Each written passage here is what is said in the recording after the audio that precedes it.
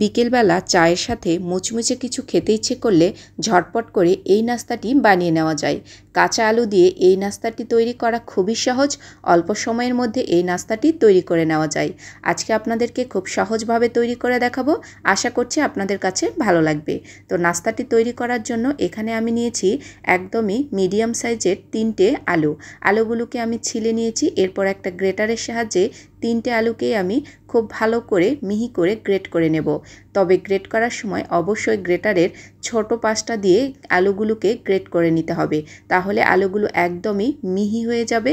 তো এরকম করে সবগুলো আলুকেই আমি গ্রেট করে নিয়েছি। তো দেখে বুঝতে পারছেন আলুগুলোকে এখন আমি ধুয়ে নেব। এর জন্য একটা বড় সাইজের পাত্র নিয়েছি। এর মধ্যে এই গ্রেট করা আলুগুলোকে দিয়ে নেব। এরপর এর মধ্যে দিয়ে নিচ্ছি বেশ কিছুটা পরিমাণ পানি। আলুগুলোকে একদম পানি দিয়ে ভালো মতো করে ধুয়ে নেব। পানি দেওয়ার পরে আলুগুলোকে হাত দিয়ে ভালো মতো করে একটু নাড়াচাড়া করে নিতে হবে। আমি এই পানি দিয়ে আলুগুলোকে ধুয়ে নেব, পানি আর চেঞ্জ করব না, যেহেতু আলুগুলো আগে থেকেই কিন্তু ধোয়া ছিল। তো এখন আলুগুলোকে পানি থেকে ভালো মতো করে চিপিয়ে উঠিয়ে নিতে হবে, যাতে আলুর মধ্যে কোনো রকম পানি না থাকে।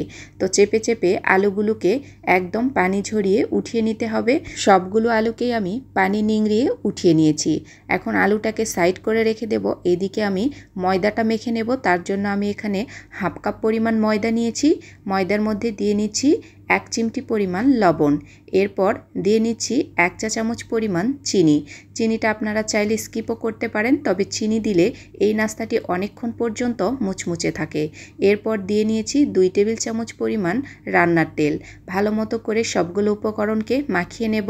এরপর অল্প একটু পানি দিয়ে আমি ডোটাকে একদম তৈরি করে নেব।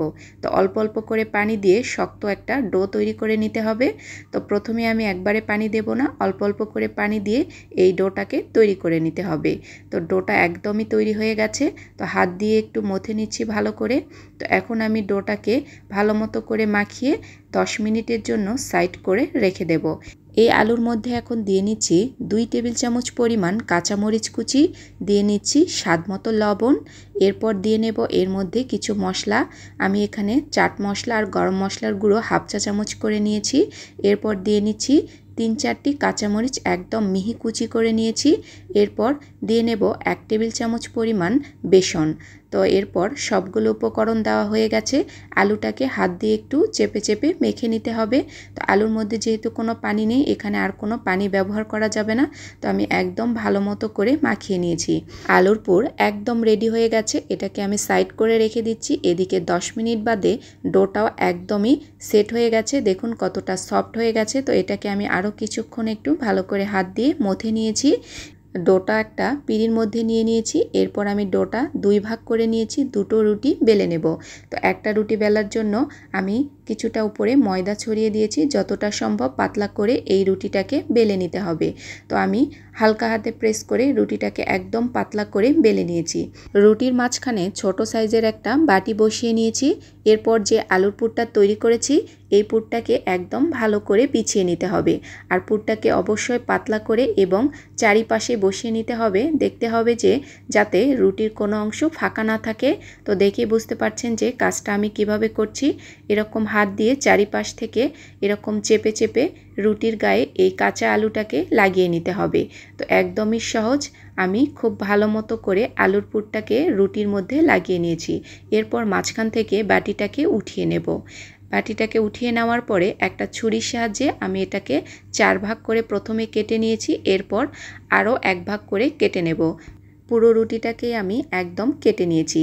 এরপর শেষের অংশ ধরে উপরের দিকে রোল করে ঘুরিয়ে ঘুরিয়ে এই নাস্তাটিকে তৈরি করে নিতে হবে। তো দেখেই বুঝতে পারছেন আমি কিভাবে কাজটি করছি। খুবই সহজ। আর এই কাঁচা আলুর পুর কিন্তু একদমই পড়ে যাবে না, একদম রুটির গায়ে লেগে যাবে। তো সবগুলো নাস্তাকে আমি বানিয়ে নিয়েছি একই রকমভাবে। তো 2টো রুটি থেকে আমার এতগুলো নাস্তা হয়েছে। এখন এই নাস্তাগুলোকে আমি ভেজে নেব। তো ভাজার জন্য প্রথমে প্যানে কিছুটা তেল দিয়ে নিয়েছি। তেলটা একটু গরম হলে এই নাস্তাগুলোকে তেলের মধ্যে ছেড়ে দেব। তো দেখুন তেলটা কীরকম গরম হবে, যখন বুদবুদ করে ফুটতে শুরু করবে তখনই এই নাস্তাগুলোকে তেলের মধ্যে ছেড়ে দিতে হবে। আর চুলোর জালটাকে অবশ্যই মিডিয়াম টু লোয়ে রেখে এই নাস্তাগুলোকে ভেজে নিতে হবে, যাতে ভেতর থেকেও একদম ভালোভাবে নাস্তাগুলো মুচমুচে হয়। আমার রেসিপিগুলো আপনাদের কাছে কেমন লাগে? ভালো লেগে থাকলে অবশ্যই আমার চ্যানেলটিকে সাবস্ক্রাইব করে রাখবেন পরবর্তী এরকম আরও সহজ সহজ রেসিপি দেখার জন্য।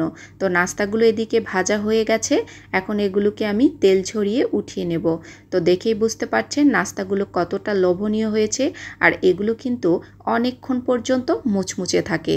কাঁচা আলুগুলো ভেতর থেকে একদম কুক হয়ে মুচমুচে হবে, আর এই নাস্তাটা চায়ের সাথে খেতে খুবই দুর্দান্ত লাগে। অবশ্যই বাসায় আপনারা একবার হলেও এই নাস্তাটি ট্রাই করে দেখবেন, এটা খেতে কতটা দুর্দান্ত হয়।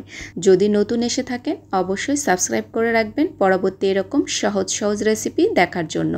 এই পর্যন্তই, সবাই ভালো থাকবেন, আবার দেখা হবে নতুন কোনো সহজ রেসিপিতে। আল্লাহ হাফেজ, আসসালামু আলাইকুম।